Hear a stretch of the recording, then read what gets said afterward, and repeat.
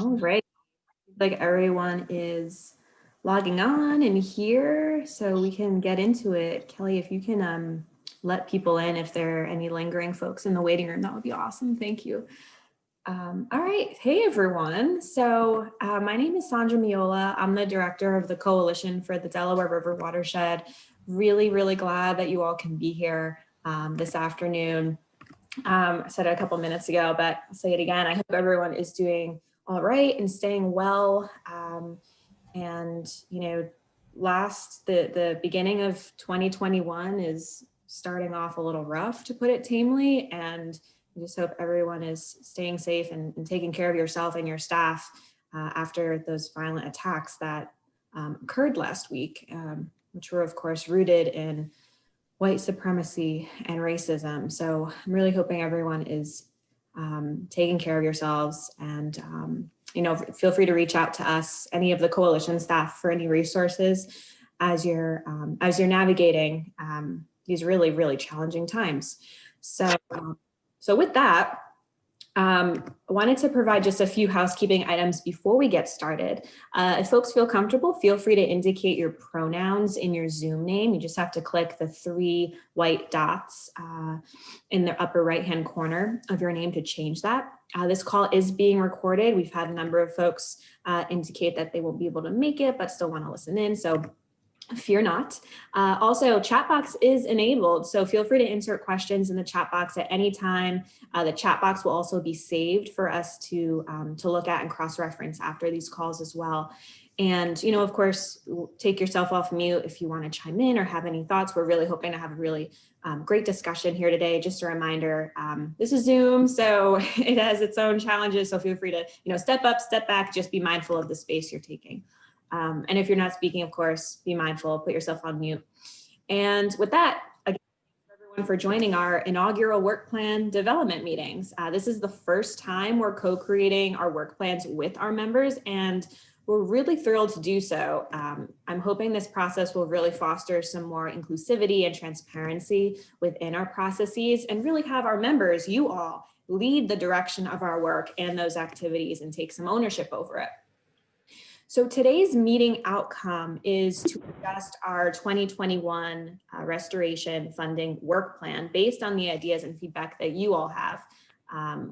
These work plans help guide our staff and work groups, and they help us focus on prioritizing various objectives and activities. So your input is really critical.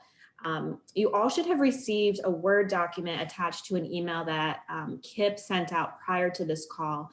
This is a draft. We figured let's send you a draft because it's a little easier than providing feedback on a draft versus starting from scratch. And that's the document that we'll be working off from on today's call. So in terms of process, we'll hear from the organizations that will be leading the work on each of these policy areas. Those folks will provide a summary of the objectives and activities, and then we'll open it up for some dialogue.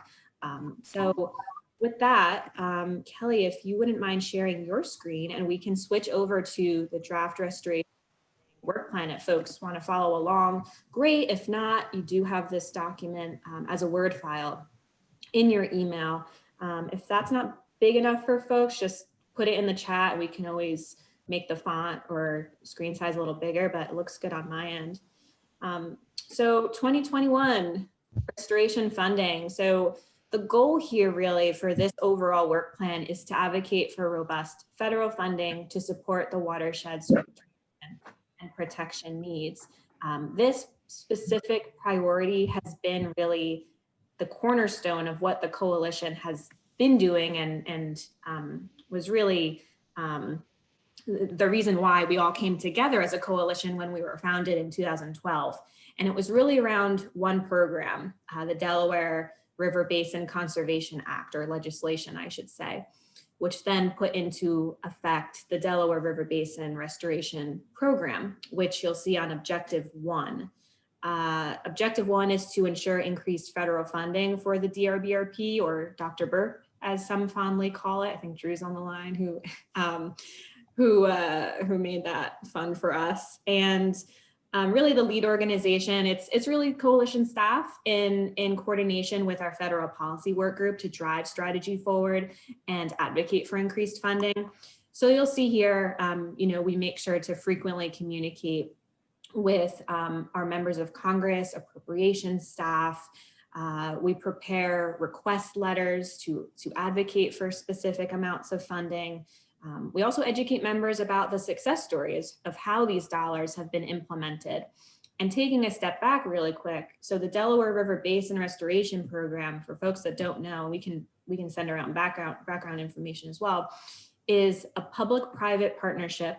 It was initiated in 2018, and ever since 2018, we've been advocating for federal dollars for the watershed. This program is the first of its kind in the watershed that allocates federal monies to specifically fund on the ground restoration and conservation projects that will do things like improve water quality, improve fish and wildlife habitat, increase public access.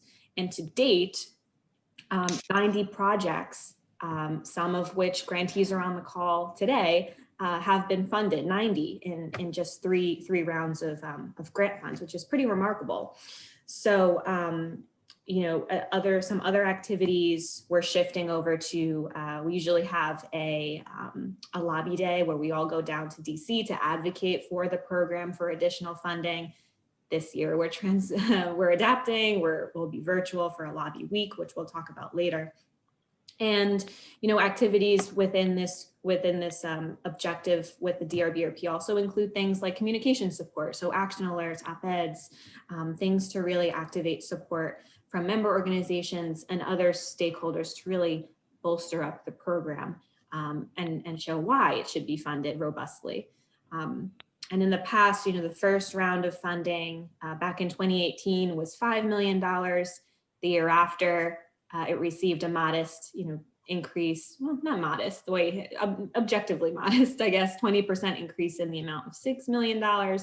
And then last year received 9.7 million, which was a 62% jump.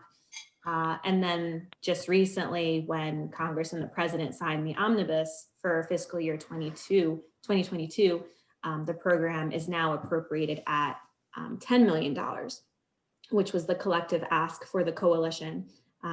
As for this upcoming year, we're still thinking through what exactly we want to advocate for, what dollar amount, and we're working closely with our congressional champions. So with that, I want to open it up to folks if you have any questions or other thoughts that should be added to these activities under Objective 1.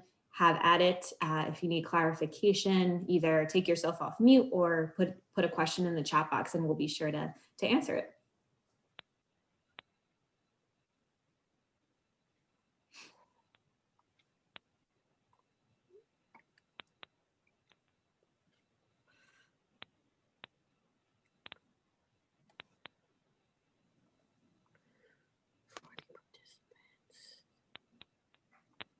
So any thoughts, ideas, feedback on how Objective 1's activities are shaping up?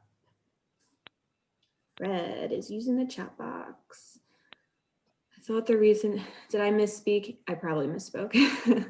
The most recent appropriations was for fiscal year 2021 in the amount of $10 million. Looking ahead, we're looking to figure out what our ask will be for 2022. Thanks, Fred.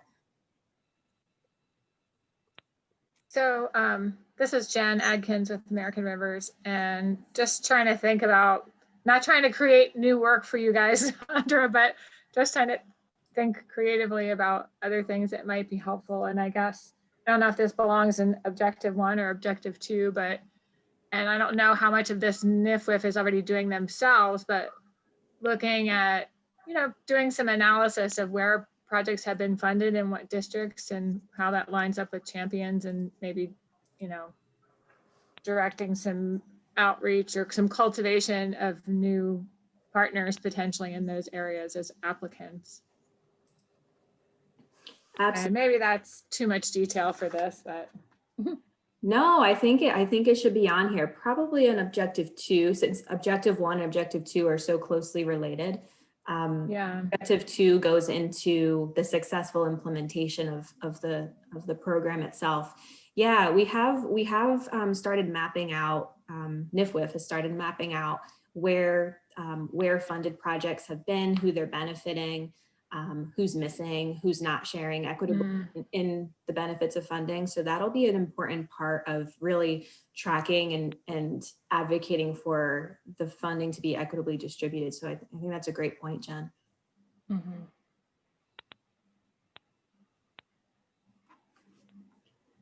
I could probably go into objective 2 while we're at it, since they are so intertwined. So I kind of look at the Delaware River Basin Restoration Program work as 2 separate kind of pillars. So the first pillar is advocating for the funding, the appropriations advocacy work. And the second pillar is making sure that once the funding is on the ground, making sure that the Delaware River Basin Restoration Program is succeeding. So it's that outreach work that we're doing to make sure that coalition members and other eligible entities that can apply for grants know about the program and know about the grant program, and then making sure that those funds are trickling down to appropriate projects, unique projects, and benefiting everyone in the watershed, not just a select few, really casting a wide net. And making sure, again, those funds are distributed to particularly underserved regions of the watershed, whether it be rural or urban. So, objective 2 reads, serving as the coalition will serve as the nonprofit voice, ensuring that successful implementation of the DRBRP. The activities include coordinating with congressional champions on the reauthorization bill, which expires September 30th, 2023. I saw a question in the chat from Ducks Unlimited. We're really trying to get every single congressional delegate, a congressional member that represents the Delaware River Watershed delegation to support this program. And in the past, just about all of them do, which is really great. Our champions specifically are Senators Carper and Coons on the Senate side, who both have really spearheaded and initiated this effort back several years ago. And several other members throughout the watershed have really demonstrated their leadership by supporting the program through Dear Colleague letters, like Congressman Boyle in Pennsylvania, Congressman Fitzpatrick in Pennsylvania, Senators Booker and Menendez have been fantastic. Congressman Delgado in New York has been incredible. So, it's a matter of continuing to recognize our existing champions, and also building relationships with other members of Congress that, maybe haven't been too intertwined with our issues before, just to really spread the word as much as we can. And so I hope that clarifies it a little bit. Another activity within objective 2 and making sure that there's successful implementation is continuing to serve on the Delaware Watershed Conservation Fund Review Committee, along with the newly formed DRB Conservation Collaborative Steering Committee. So those are the groups that are really looking at the grant proposals and deciding which ones get funded, and also the group that really is steering the implementation of the program itself, which is a very new initiative that is actually kicking off tomorrow. So we'll be sure to stay involved with that. There's also the matter of identifying and supporting non-traditional or new sources of funding and potential matching funds. Folks familiar with the Delaware River Basin Restoration Program will be familiar with this, where, currently there's a fairly onerous match requirement. There's a 1-to-1 match. Smaller organizations that lack grant writing capacity are finding it difficult to actually apply for these grants. So we definitely want to make sure that that we're able to kind of match make when there's with partnerships, and also with funding sources, and really keeping our finger on that. And then the last one, conducting outreach to encourage eligible entities to apply. So, when we're advocating for a pot of money, we want to make sure that that money's spent down. So how do we do that? We're encouraging folks to apply for it and really increasing that demand over time. I saw in the chat, I did forget one champion, Bonnie Watson Coleman, who is on the Appropriations Committee and is absolutely fantastic and has been for a number of years for the coalition and several of our New Jersey members. Donna's asking, can you speak a little bit more about what you mean by flexible match requirements? Yes. So with the Delaware Watershed Conservation Fund, currently National Fish and Wildlife Foundation, NIFWF, requires one-to-one match that cannot be rooted in, that shouldn't be federal dollars. So for us to advocate for a little bit more of a flexible match requirement within those grant proposals would mean, maybe starting out and advocating for maybe like 25% of non-Department of Interior federal dollars to be used as matches. I know a lot of folks have some NRCS funds that could potentially be used, or some other federal program dollars that could be used as match and would alleviate a little bit of the hurdle there with coming up with match dollars. And Fred's asking, are you planning to talk with U.S. Fish and Wildlife Service about the funding level that they will put into the Biden administration? So good question, Fred. We did go back and forth on that with our federal policy work group maybe about a month ago or so before the holidays. We landed in consultation with Senator Carper's staff, which is the authorizing committee for this particular program. And they advised us not to, based on, we haven't done it and we haven't tried to get it into the president's budget in the past. And if it's included this year, it may set a precedent that it should be included every year, and making sure that we're not using the Democrat controlled White House as an advantage this year, and making sure that we can be strategic. In the past, we've been successful with it not being included in the president's budget. However, seeing how this year goes, we may, switch to requesting it to be in the Biden budget next year. So I think that's, we're really leaning on our congressional champion in Senator Carper's office to really gauge that particular strategy at that point, but that can certainly change moving forward.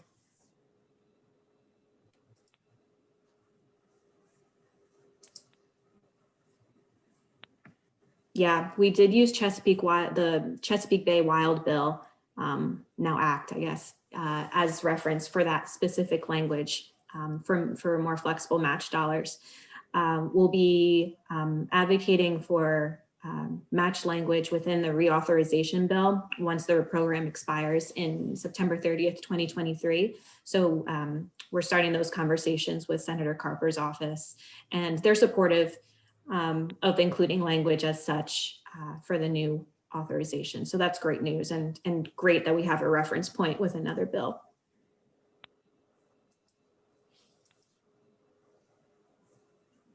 Other thoughts, and folks can feel free to take themselves off mute too.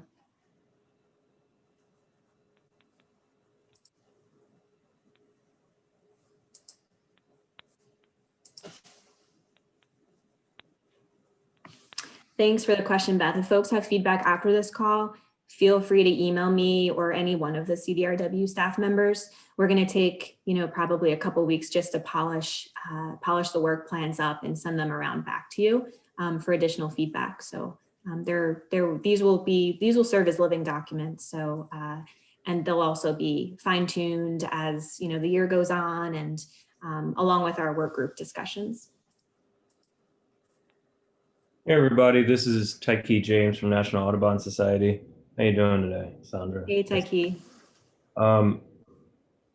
This question doesn't necessarily hit at a specific objective as much as it speaks to the moment that we're in as government affairs professionals. my organization is considering how to take positions with members of Congress who supported the resurrection and who have constantly been a thorn in my personal side. But I guess what I'm asking is, are we considering the political calculus of members who may be, potentially expelled from Congress, or members who, our organizations may take such a strong position against that we will no longer work with them? Specifically, I'm thinking, Representative Stefanik, who, was, I think, one of those Republican voices on climate, or, one of the people that we were trying to work with, and we don't want to work with her no more. And, the members of the congressional delegation from Pennsylvania, those folks who, even after the resurrection, voted to object the results. So again, the question is, are we considering the political calculus of barring our participation from members, or, the consideration that some of those members may be expelled? I'm so glad you asked that, Taiki. And I think this is going to be a theme throughout our discussion this afternoon. There are 3 members within the Watershed's delegation that, did not vote for the Electoral College results. And those 3 members were Congressman Van Drew in New Jersey and Congress members Smucker and Musser in Pennsylvania. We previously had a really great relationship with Congressman Van Drew until he switched from a Democrat to being a Republican, as he is currently. I think right now we haven't had the chance to talk to our steering committee just yet about this, but I think everyone's feedback on the call will be really helpful too. I've been chatting with Peter Marks, who's our federal contractor, and unfortunately couldn't be on the call this afternoon about this too. And I think initially where we're landing is that we are going to avoid having any sort of public facing events with those 3 members, and avoid providing them a platform to discuss anything that's unrelated to our work, but still kind of I think especially when these folks support our work and we've worked with them in the past, the question is, do we continue to meet with them, particularly as our virtual Hill Week comes up and we strive to meet with every member in the delegation? It's really tough given the violent attacks that happened last week. And, if folks from other organizations have stances or positions that you're taking, I think it'll be really helpful to learn from each other and really figuring out what's best. It might be a case by case situation, or not, but I'd look forward to hearing from, I know now I saw the statements from National Audubon, Taiki, and, that's certainly, a stance that, we would consider, but I think it just warrants a little further discussion as to what's best for the coalition itself. And I'll add that, officially we are not thanking or, giving any public kudos, to any member until January 30th, 31st, and then we will reconsider a conversation on the topic. So our official policy right now is, there's nothing really to thank members for, but that we wouldn't be doing that, and that we will revisit the conversation at the end of the month when the after the inauguration, and when the administration gets a little started and the impeachment trial either goes to the Senate. Yeah, when some more things clarify about like what will happen to those members, we're going to revisit the combo. Yeah, that's how this is Julia Summers. Our organization is too regional, I think, to really have a position on something like that. But I'm sure this is a big issue for the national and the statewide organizations. And it's probably a little early to really, there's a lot of things to drop yet about how those members of Congress are going to be treated by their colleagues in Congress and how they might be punished. Yeah. Because just on the topic still, like if a member of Congress gets expelled or, doesn't get expelled, but, they're no longer serving on a committee, now that changes the political calculus. And thank you for that clarification, Beth. I don't have the email in front of me, but yeah, January 31st.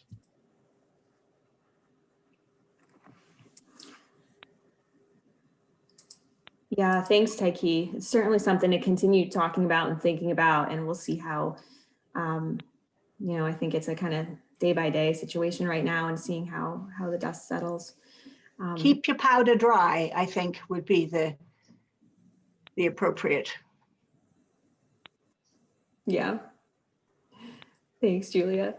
So in the interest of time, I do want to move on to objective 3. Again, folks can feel free to put any other thoughts in the chat box, email us. These are going to be living documents that we definitely want to co-create with all of you. So I know an hour and a half isn't all that much time, but it's a good start. So objective 3, is Alan Hunt on the line? Yes. So objective 3 is advocate for federal funding for the Partnership Wild and Scenic Rivers Partnership and Partnership Rivers. So Alan and Fred Akers from Great Egg Harbor Watershed Association is on the line. Other folks that are very familiar and taking the lead on this particular policy area are on the line. So Alan, why don't you take yourself off mute and provide a quick summary and overview of what we're looking at for Wild and Scenic this year. Great, thanks, Sandra, and we appreciate the opportunity to share this objective for the restoration funding for CDRW. There'll be 3 of us speaking on this today, so I was going to introduce it. Fred Akers from the Great Egg Harbor Watershed Association will probably talk more about appropriations. Then I also had asked Marianne Carroll of the Delaware River Greenway Partnership that works in the lower Delaware Wild and Scenic River to give some information about how the Park Service's partnership has helped them protect their river from water quality degradations. So what we have here, I think this is the 3rd year, Sandra, that we've had this as a policy priority. And the way that this one works, there's several partnership wild and scenic rivers in the Delaware River Basin overall.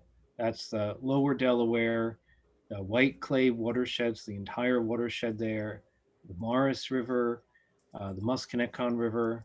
So those are the ones right on the Delaware River.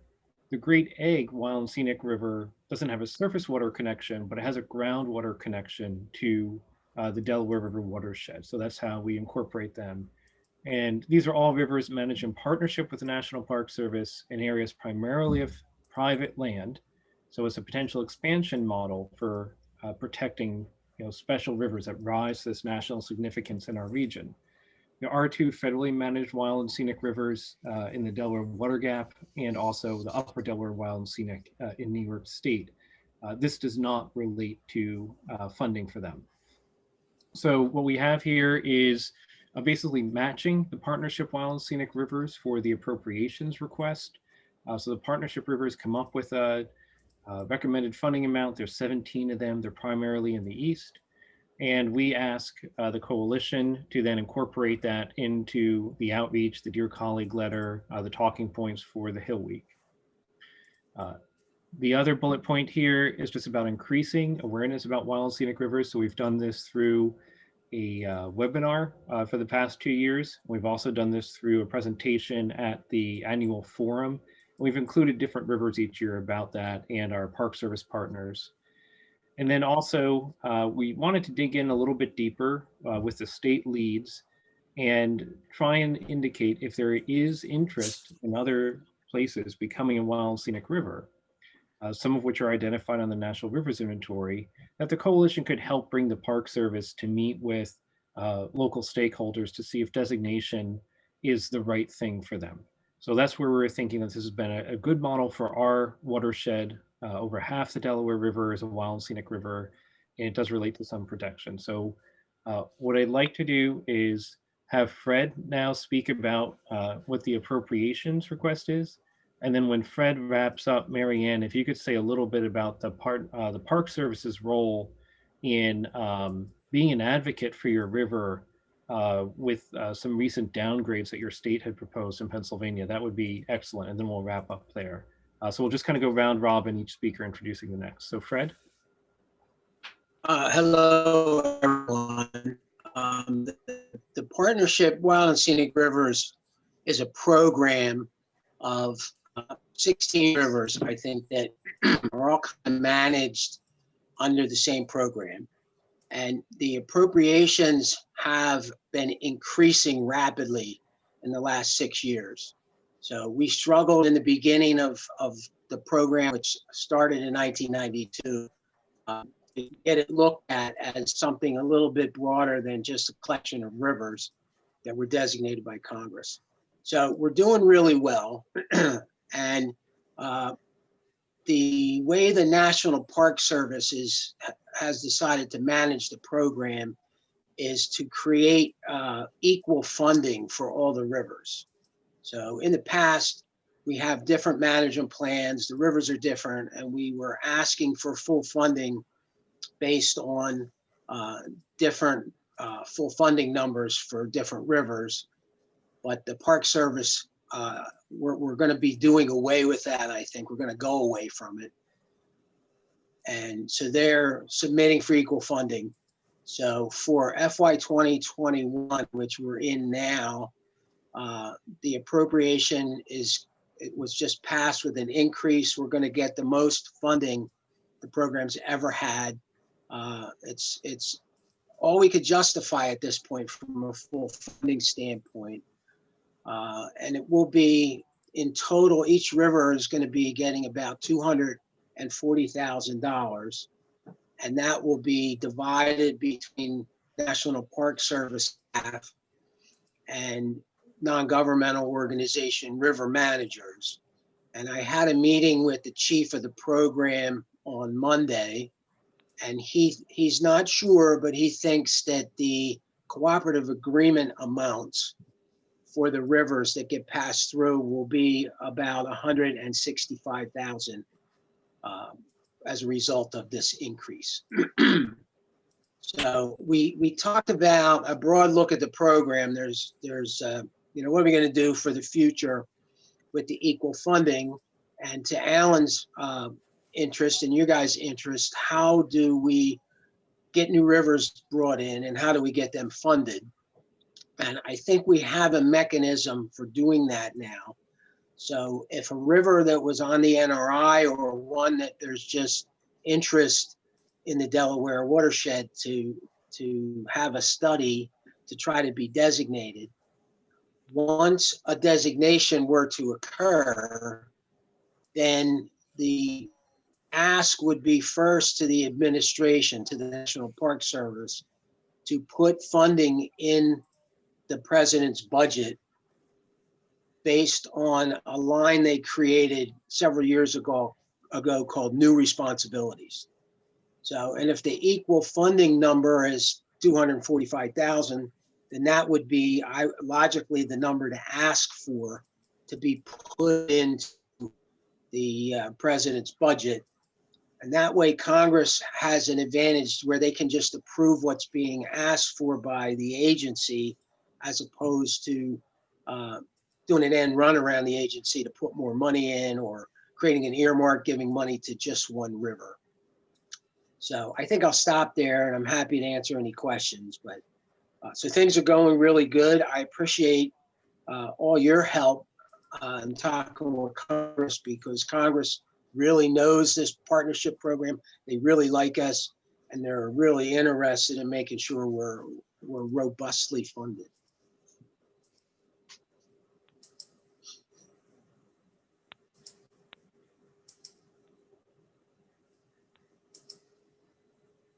Mary Ann, if you're able to share some information, now would be a good time to do that. Super. So I'm Mary Ann Carroll. I'm the Executive Director of the Delaware River Greenway Partnership. We're a nonprofit that provides support services to Lower Delaware Wild and Scenic. We have a very active management council with the Lower Delaware to support initiatives to protect the 6 goals of our management plan, one of which is to maintain or improve water quality in the lower Delaware corridor. Alan had asked if I could express how the National Park Service supports our initiatives. We're lucky enough to have a designated staffer who serves as liaison to the council and provides us guidance and knowledge to further our initiatives. One of the ways they've done that recently is in 2019, we faced a regulatory hurdle. The Pennsylvania Department of Environmental Protection, out of the blue, proposed a downgrade of the Tohickon Creek. The Tohickon Creek runs in Upper Bucks County, Pennsylvania, and through an exquisite area of the Ralph Stover State Park. This was a surprise everyone in the region, particularly since there had been a petition sitting on the in the office of the Pennsylvania Department of Environmental Protection for almost 25 years, requesting an upgrade of the water quality to exceptional value. Instead, there was a proposal to downgrade the water quality. This was of great concern to any environmental organization or anyone who lived or enjoyed the region, particularly the state park. The National Park Service provided some great guidance in this matter, wrote a comprehensive letter to address and respond to the regulatory proposal. And once they provided that counsel on that letter, it really grabbed the attention of many organizations and many residents in the area. And as a result, that particular proposal for this creek that's a tributary directly to the Delaware received 900 public comments. And as a result, really had forced the Environmental Protection Agency to take a pause and re-examine the proposal. And as a result, it has not been adopted, and they're looking at a series of alternatives instead.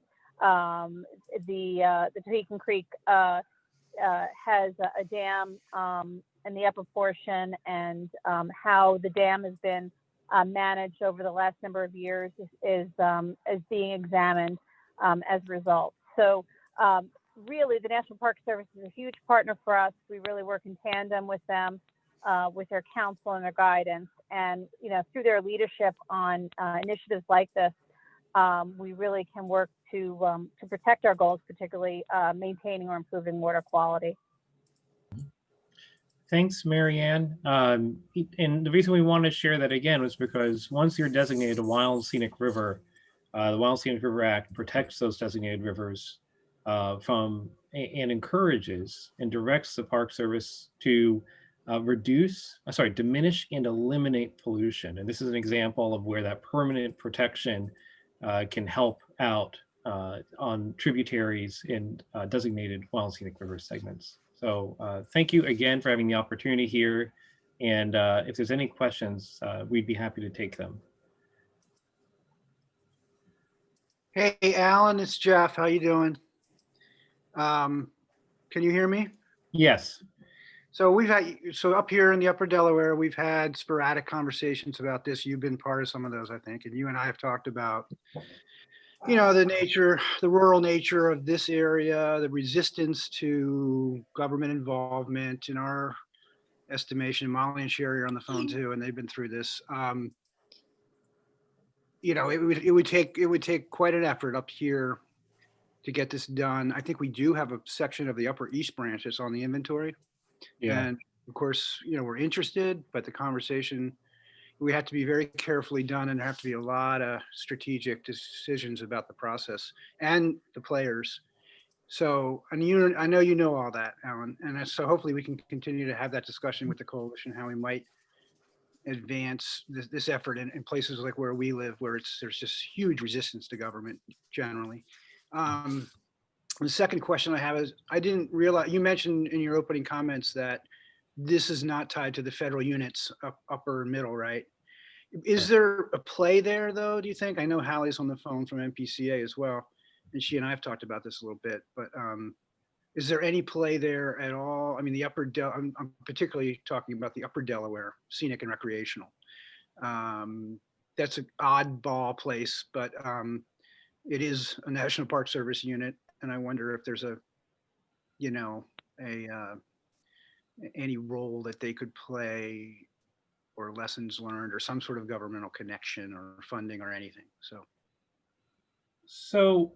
Fred will probably be able to speak a little bit more about this. I think to your first point, like, for example, our river management plan as a partnership river clearly says that it is the job of everybody involved in the wild scenic designation to ensure the protection of private property, and that there is no federal taking of land along the river for the designation. And that came out of a lesson learned actually from the designation of that upper Delaware Wild Scenic River, following the Tox Island project and the taking of land for Delaware Water Gap. The Park Service was seen as doing the same thing in the upper Delaware. And the Park Service said, well, we should do a river management council and try and get some input. Now that council runs differently than ours. Ours are NGOs in the local municipalities, and the Park Service is an advisor and has no vote. So kind of the lessons learned of the partnership program came from what didn't work on the upper Delaware, Jeff. Fred, I don't know if you'd like to add a little bit more about how partnership wild and scenic rivers have gotten over the hump with federal designation when most of the land ownership is private.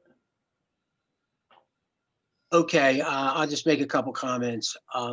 One part of the process to be designated is first there has to be a study, and the study has kind of two parts to it. One is the eligibility of the segments on a metrics that the Park Service have for kind of environmental quality or outstanding resource values. So a section of river that's going to be designated, they would look at, does it have the values? Is it overdeveloped, or those kinds of things?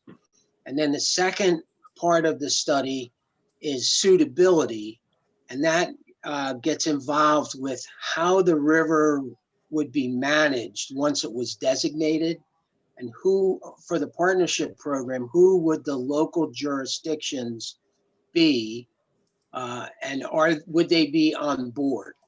So I know for my river, there's 12 municipalities, and they all passed resolutions of support for the designation. But there were a lot of public meetings. There were a tremendous amount of public meetings and stakeholder participation.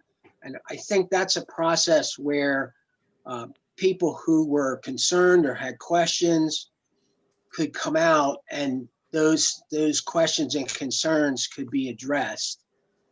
And then for partnership rivers, what comes out of the study is the actual management plan. So for a partnership wild and scenic river to be designated, there has to be a plan in place for local management with those local jurisdictions that Congress would look at and say, okay, we're all set, so we'll designate this river. Everybody is in agreement to it. So there's a process that it's not just a switch that gets flipped, that the river's designated and one day, boom. Right, could I respond to Fred here? Thank you. That's good information. I think on the East Branch in the upper Delaware, and Molly can jump in if I'm wrong, but I think part one has been done, Fred. I think the outstanding natural resource values have been identified in a study. And it was at that point that the Park Service guy from Boston came out and talked to us about just kind of what you just said. Here's how it works. So I think that's where we stand right now. And we understand the idea of a local commission. I mean, that's what the Upper Delaware Council kind of is for the upper unit up here. And that's where we run into challenges that would have to be carefully navigated. Basically, that commission and their constituents would have to be, I think the only way this could happen would be if they could be persuaded of what they get, right? And usually that's money. That's what they want. And what doesn't happen, and that's what Alan said, no private property invasion. I think that would be the launch pad for the discussion. So I think that's kind of where we're at right now. One of the things that happened years and years ago on my river is the congressional sponsor, a guy named Bill Hughes, he spent a lot of time personally talking about that with his constituents and assuring them that it wasn't the big hand of federal government. It was, they were just going to be assistance with providing technical assistance, and it would be local people that would call the shots. And he wrote articles in the paper and talked to people. So there's a role for Congress to do that. I'm following the next new river that will be added to the program, and it's the York River in Maine. And there were some property owner objectors to the designation of the York in Maine. And it caused the Maine senators to not want to have the Senate companion bill until some time passed, and those people were reassured that their concerns would be addressed, and it wasn't going to be a problem for them. So Congress needs to be involved in the process as well. So I think, wanting to keep things moving along here, I think the questions that Jeff raises in the discussion here is exactly what we hope to achieve with the work plan and kind of the coalition support with the state leads. Friends Up for Delaware is the state lead for New York.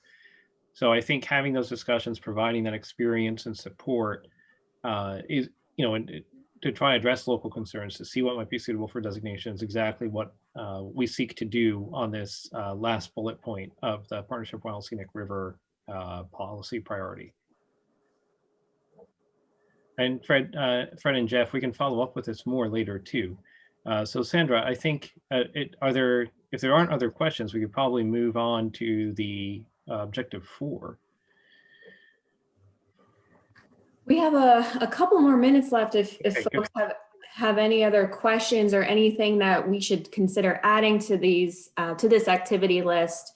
If folks have any other further ideas or clarifying questions, we have about 10 more minutes left for this particular priority. If not, we can certainly move on, but invite folks to take themselves off mute.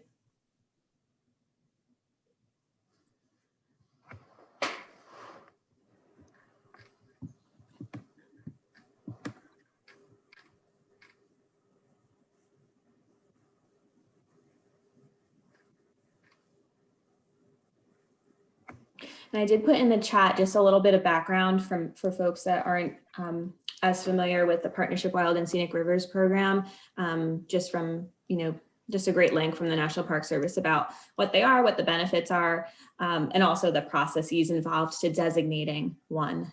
So we'll certainly include that in our follow-up notes via email as well. But any questions, thoughts, ideas, things we're missing here?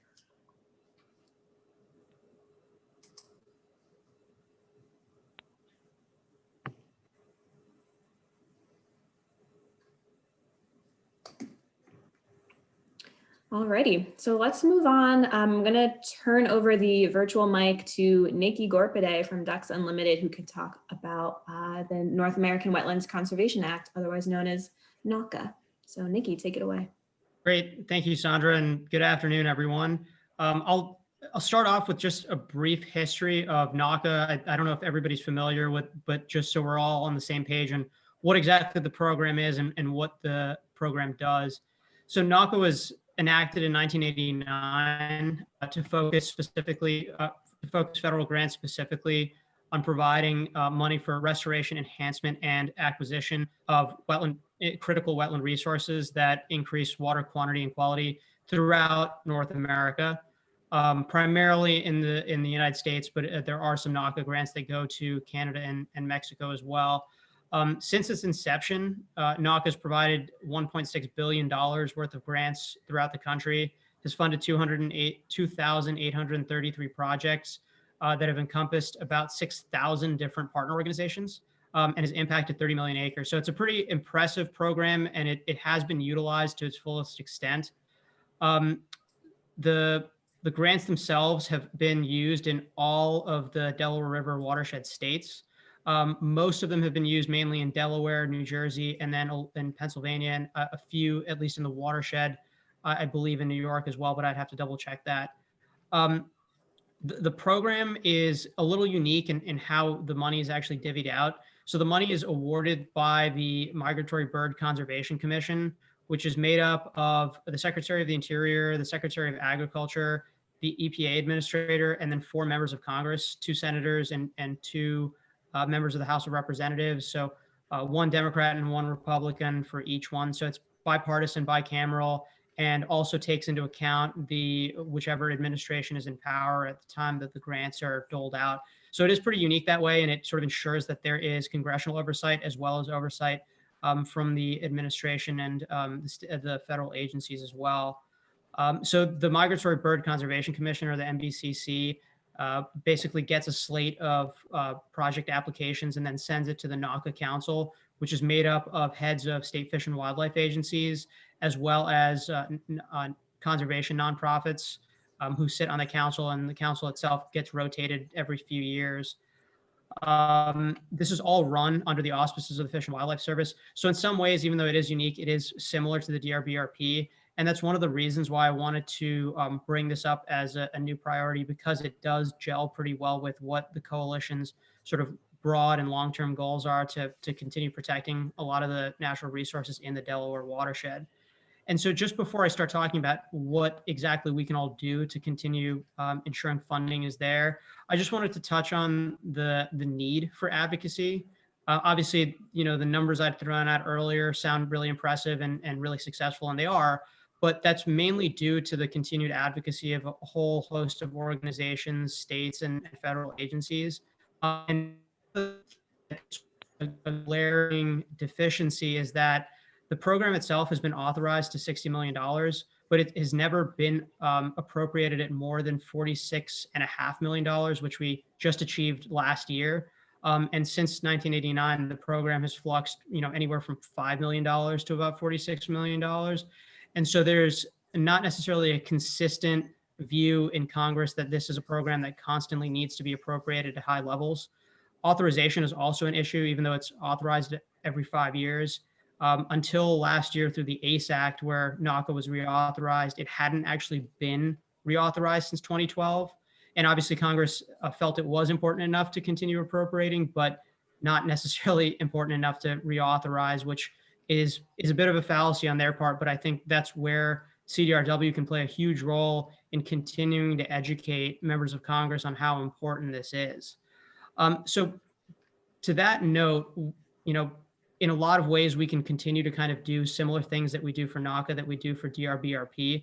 Obviously, with the Hill Days, or the virtual Hill Day that we'll be doing in March, that's a perfect time to sort of add Naca to the slate of federal issues that are very important for us and our members. DRBRP, Wild and Scenic Rivers, and then Naca can be on that list as well. And it sort of melds well with a lot of the issues that our member organizations are advocating for and in the watershed and in our specific states.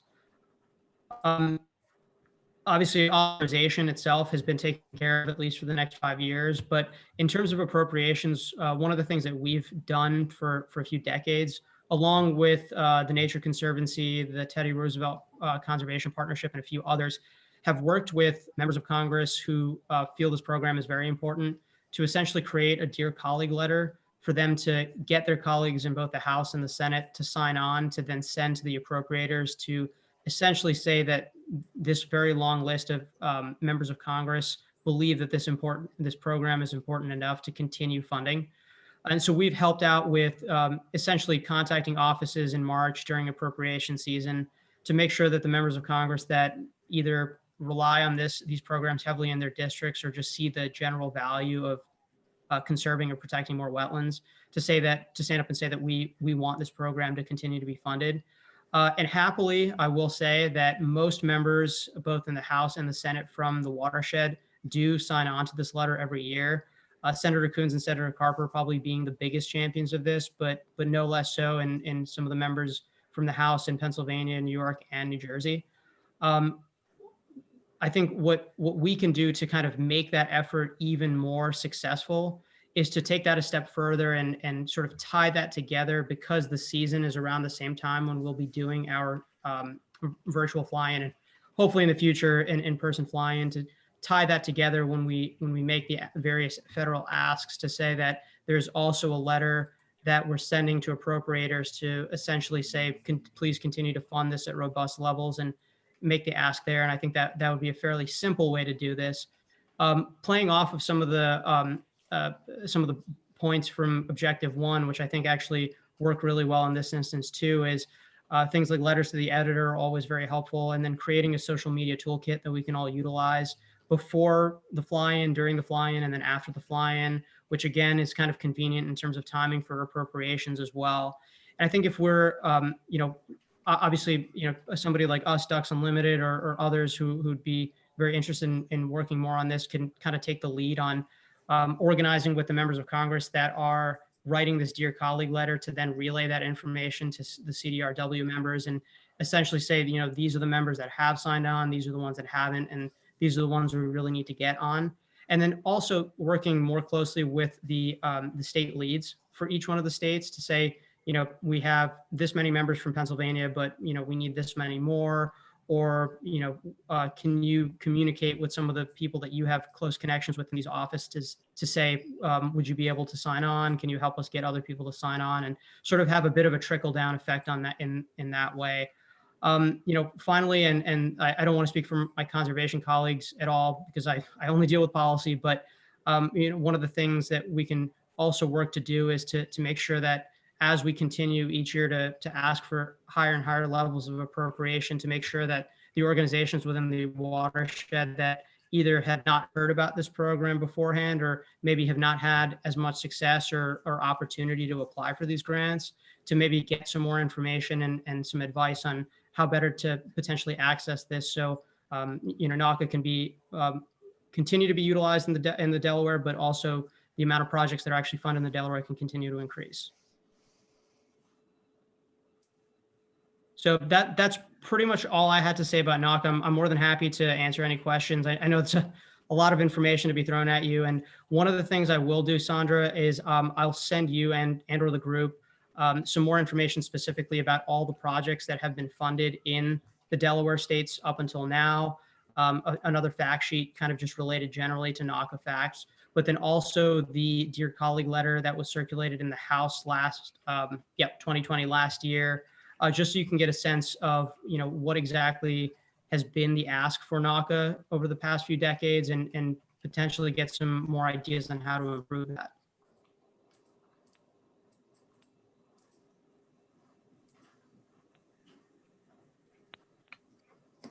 Thanks so much, Nikki.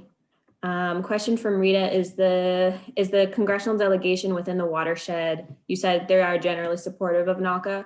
Are there any particular members of Congress that we should work on specifically?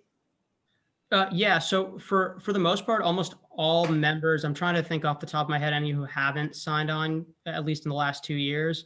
I know Senator Toomey has not signed on. Congressman Smucker has also not signed on. I don't know about Congressman Muser, and I'd have to check on that. But before Congressman Brindisi and Delgado were in office, their predecessors had not signed on. Obviously, I don't know if Congressman Brindisi's race has been called yet, but Congressman Delgado has been a big supporter as well. So for the most part, they've all been very supportive. One of the things to do, though, is obviously to ensure that they continue to understand how the money is being used in the watershed, and why it's important to continue to advocate and support the program. Great, thanks, Nikki. Folks, Sure. Any other questions, thoughts, ideas, things to add, anything that's missing? Anyone who is missing that should be a part of the conversation, who should review this work plan? Feel free to take yourself off mute too.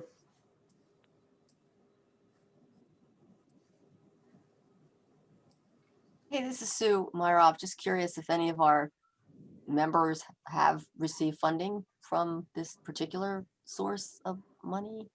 might be interesting to talk to them or have them. So that's a great question. And to be honest, I don't know off the top of my head, but I can start looking into that and find out and get their opinions as well. Yeah, just I think the exercise to see what percentage of this funding has been coming to the Delaware is really useful too.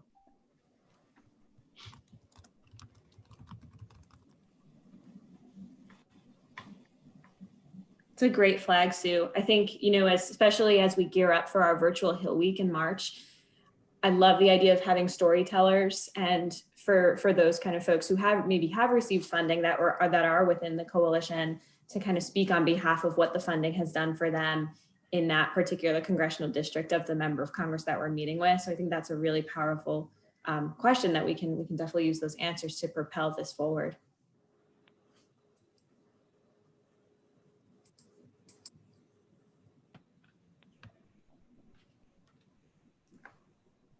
Other thoughts?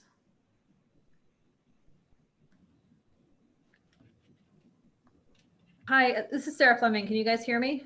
Yes. Yes, perfect. Okay, I'm with Ducks Unlimited, so I'm a colleague of Nikki.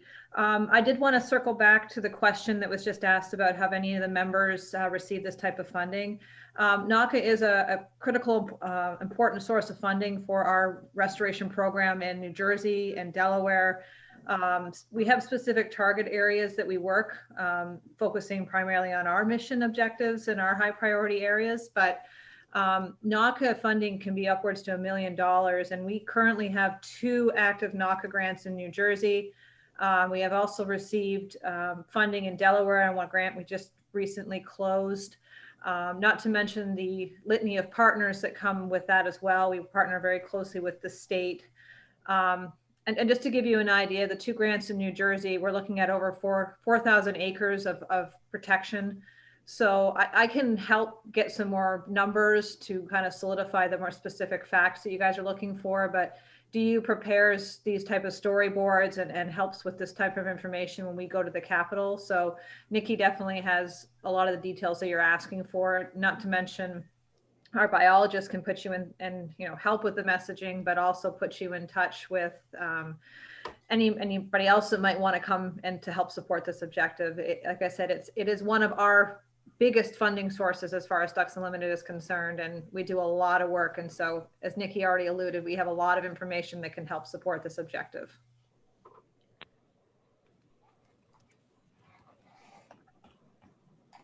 That's great. Thank you, Sarah.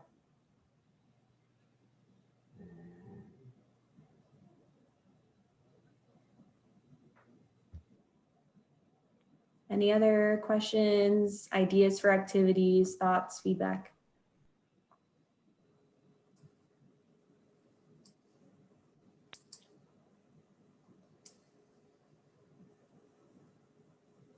Yeah, this is Beth Brown from Audubon. I'll just mention a couple of things. First of all, just thanks to my colleague Taiki for sharing and asking the question earlier in the conversation about legislator relationships. I thought that was really important and timely.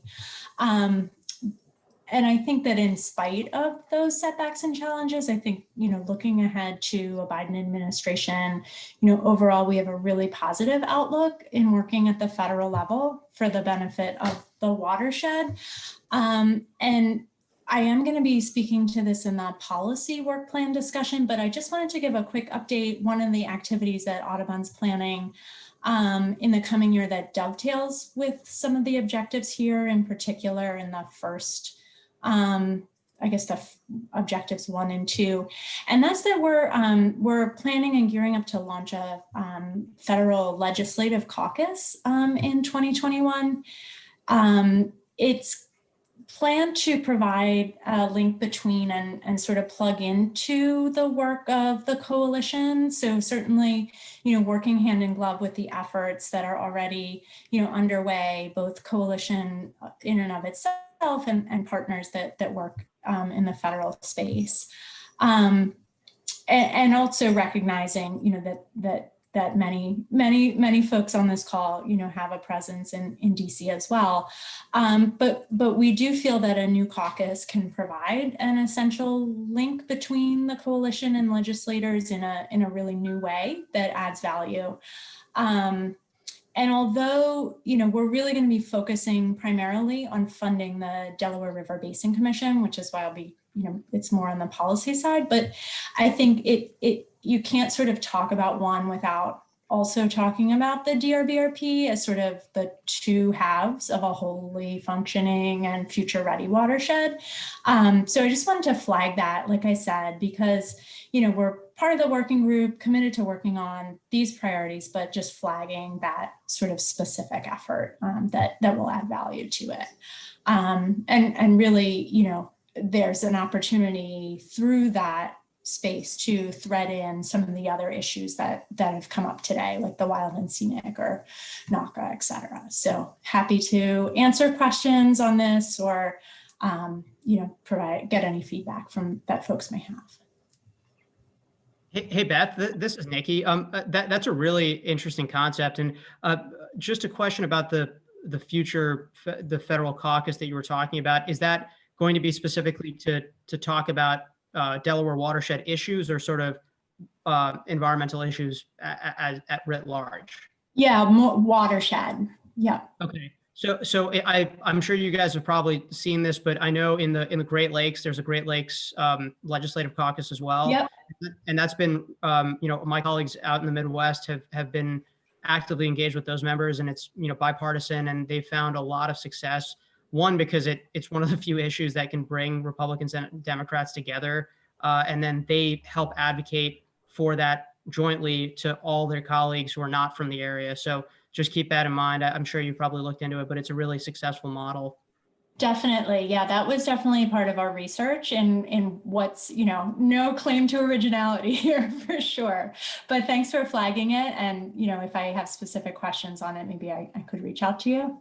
Sure, absolutely. Awesome. Thanks.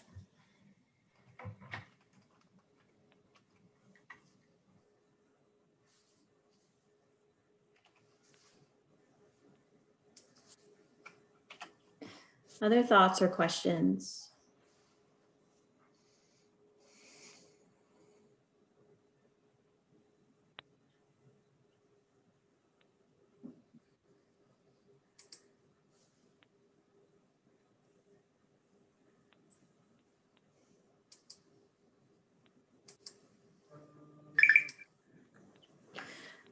So since we have a little bit of time, I'd love to actually go back to Ty Key's original question earlier in the call about legislator relationships, since we do have 20 minutes or so, and kind of opening that back up for discussion if folks want to talk a little bit about further and any opinions or best practices folks want to share. I do kind of like how Julia put it, keeping your, what did you say, Julia? Keeping the ink dry. Keep your powder dry. Keeping the powder dry. I love that. Yeah, I think, the coalition is basically in wait and see mode, but I'm interested in what other folks are thinking about and doing. We've been talking with the Choose Clean Water Coalition as well, and it seems that they're in a similar place too. But anyone else have thoughts or feedback or things to share on that topic? And Kelly, if you want to unshare, we can all group together in the gallery view. Thank you. I think this is an important time to emphasize transparency of relationships that higher ups, wherever they are, have with some of these elected officials, and that, the things we're working on now are based on relationships we've had. And I can definitely understand and foresee resistance to changing some of those relationships, but what we saw, the first Wednesday in January, what we have witnessed prior to that, what led to it, and even after it, I just think that, every option needs to be on the table when it comes down to reevaluating where these relationships are. One thing in particular that I know staff are doing at National Audubon, and I signed on to it, is a sign-on letter within Audubon to say, we know the list of folks that signed the amicus brief. We know the list of names that we're gonna object, and then still later objected. So let us agree now internally that these are the folks that we're not going to work with, and let's make this line in the sand because our values are clear. And if our values are clear, our actions should be too. And so when I'm saying we got to emphasize transparency, this is also another way to say we have to normalize how we demonstrate our values, that it shouldn't be a matter of ambiguity or interpretation on what values are now. I think it's very clear where you can have values or what your values are and how you being organizations, the government affairs professionals also in this call, how you take actions knowing this now.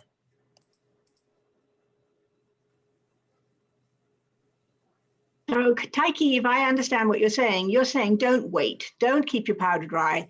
There's already enough there for people to take a position. I'm not gonna lie, I didn't initially understand keep the powder dry metaphor, because when is the powder wet? Well, bear in mind, this is when gunpowder was needed to make a blunderbuss fire. So you wanted to keep your powder dry because otherwise it wouldn't work. Oh, okay. All right, okay. I guess I'm thinking on the scale of a combustion engine that needs to be constantly fed coal in order to make it down the track. Yes, no, think even way sooner than that. But Yeah. I'm thinking okay. Well, I guess if we're thinking on the scale of gunpowder and not train power, then I think that I think no matter what, I can have an opinion about this, of course. But I think that there's something that needs to be said about emphasizing transparency about relationships. Because if you don't take this decision or don't take this route, why is that? And what does that say about how your relationships with that office, that member of Congress, what does that say? That's why I'm saying emphasizing transparency in this time is really important, because values will appear to be clear. I can have my own opinions about them, of course, but I just think it would be valuable to all of us how we're working on this. We've been having a conversation at Penn Environment about this, given that 8 out of our 9 Republicans voted against the certification of the Electoral College. That's almost half our congressional delegation. And me personally, like 5 days before the violence on Capitol Hill, I had submitted a statewide op-ed praising a bunch of Congress people who voted for the LWCF as this victory. Like me and Secretary Dunn wrote this op-ed about what a great bipartisan victory it was for conservation, and it praised Mike Kelly in the Erie paper and Lloyd Smucker in the Lancaster paper. And then 6 days later, because we're trying to be bipartisan, and I would not have, I kind of went back to our executive director and said I wouldn't have praised them publicly if the timeline had been reversed. If they'd just done that, I would then not be out here talking about this great thing they did for conservation, when really it's also come on, they voted for it. It's pretty small potatoes. And so that we've been talking about how if there are things like that in the coming months, we might want to handle them differently, because we don't want to elevate them for doing the bare minimum on our issue when they're causing big harm to democracy. And also just personally, I'm man, I just praised Mike Kelly in an op-ed after oof. So yeah, that's how we're thinking. I was about to say, I felt bad because I think Monday, the weekly policy call Monday, before that Wednesday, I said, quote, "I will be willing to take any member of Congress on a bird walk." Yeah, Ted Cruz. So there's regrets. Yeah, I have, in the spirit of building unity, even I was they're so close to the line, but I'm still willing to do something, something. but you know, I'm gonna say that this is the line that was crossed. You know, like, and I think that staff in organizations have a role in coming together. Like, you know, Audubon, you know, we got the sign-on letter. I don't know what the success will be of it yet, but we're advocates. We can advocate within our organizations, within the board of directors that you know may have some of these relationships that go beyond our pay grade.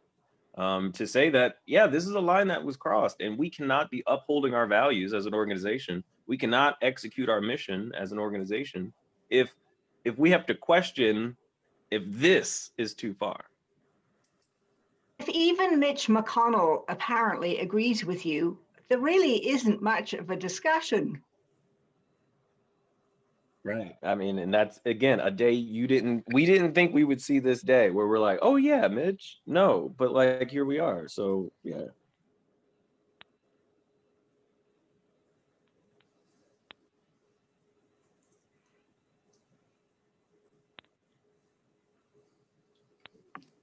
Other thoughts or other approaches that organizations have been taking on this?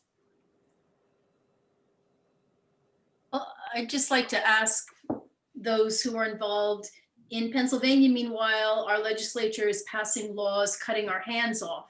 So that, I mean, it's one thing to try to encourage them to fund long-standing, broadly accepted programs, but now they're passing laws to cut our legs off or our hands off. And those of you, I'd just love to hear your, because I know you're very aware of this, and I'd love to hear your thoughts on what you think our strategies might be for this year.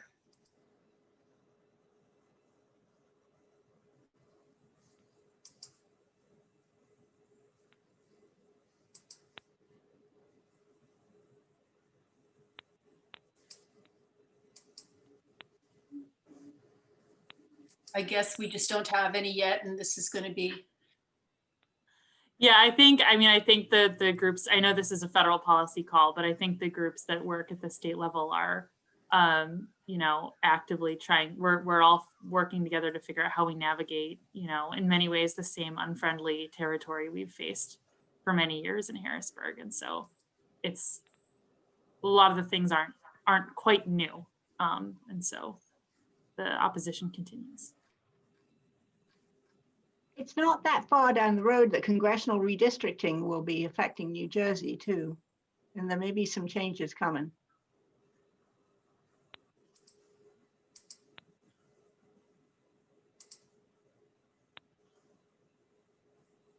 Well, I'll just throw in a thought. Apparently the loss of population in Pennsylvania, you know, the conservatism in as no, what, I'm sorry, I'm from upper Delaware River watershed. I'm forgetting, he's on this call right now. I apologize. Pointed out that in rural areas, there's regulation is considered such a problem that it's not the approach to take with them. And so I think that's true for other rural areas that are dealing with a lot of job loss and impoverishment, that in Western Pennsylvania, that's where our population loss is going on. And we're going to lose seats because of that. You know, that may be stimulating some of their, well, when I say cutting off our hands and feet, I'm talking about preventing us from being able to regulate. So the Reimagine Appalachia is a federal program that holds some promise, I'm hoping, to stimulate better environmental stewardship in that area. So that's an approach. It's a regional job coalition approach involving all of the existing stakeholders. And that, rather than trying to achieve a whole national green jobs bill, they're going to try to achieve that in the Appalachian corridor. So that's one positive, I guess. One positive. Yeah, thanks for sharing, Carol. I know that we're also going to have our state-based policy sessions later this month, which Kelly is managing for us. So that can absolutely be a topic of conversation there as well. So we have about 10 minutes left. I want to leave it open to folks if you have any other lingering questions, thoughts, or ideas related to this restoration funding topic. If not, I'll move on to next steps, but want to open as a opportunity for folks to or flag anything that anything else that you have coming up that needs support on too. This is also a venue for that.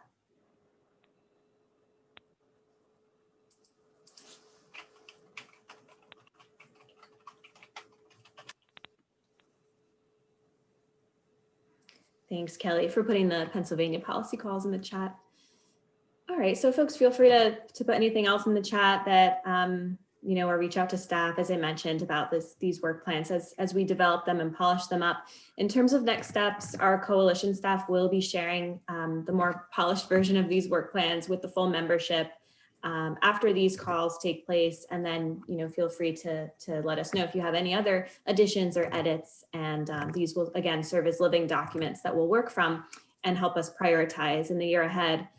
If you'd like to get more involved in any of these issues we discussed today, our lead organizations can indicate their contact info in the chat box, and we'll also share out their contact info after the call as well. So that will, fear not, that will get you connected to the folks you need to talk to. Also, our federal policy work group. So we have the coalition has a federal policy work group that meets every other Tuesday at 9 o'clock. They're very efficient and quick calls, lasting usually 15 minutes to a half hour. The next federal policy work group call is scheduled for this upcoming Tuesday, January 19th at 9 o'clock. So I can send out those details as well. We talk a little bit in depth about particular program strategies and how to move the needle, particularly for the DRBRP as the hot topic recently. In our virtual Hill Week, which I mentioned before, where we'll be meeting with congressional offices, members and staff throughout the delegation, is scheduled for March 8th through March 12th. So that second week of March, we will have registration open tomorrow within our newsletter. So stay tuned for that. And we'll also be hosting a webinar for folks. Maybe it's your first time joining us for Hill Week, virtually at least. So we'll make sure to go through all of our talking points, make sure, you know, we have storytellers lined up and so on. So can definitely use some help in putting those teams together. So do reach out if you have any questions. Otherwise, stay tuned for more information. This year for Hill Week, we're also really excited to, given in our new virtual world, it allows for a little bit more accessibility. And we don't really have to worry about squeezing too many people into a tiny congressional office. We can make this a little bit more available for constituents. So if folks know of any constituents, maybe some of your supporters, maybe your friends, neighbors, whoever that would be interested and can be willing and able to talk about their experiences related to our priorities, we would love to have them. Last year, we brought down a couple teachers, and they really made such a significant impression on some of the offices that we figured, you know, we need to do this again. We need to really put some, you know, really determined effort into bringing constituents down. So, so stay tuned for that. We'll also have a separate constituent training for those folks. So I think that was everything in terms of my next steps. If folks have any other lingering questions or thoughts, ideas, we'll keep the Zoom room open. Otherwise, thank you everyone so much for all your time and co-creating the year ahead with us. And I look forward to quotations, seeing you or talking to you soon. So take care, everyone.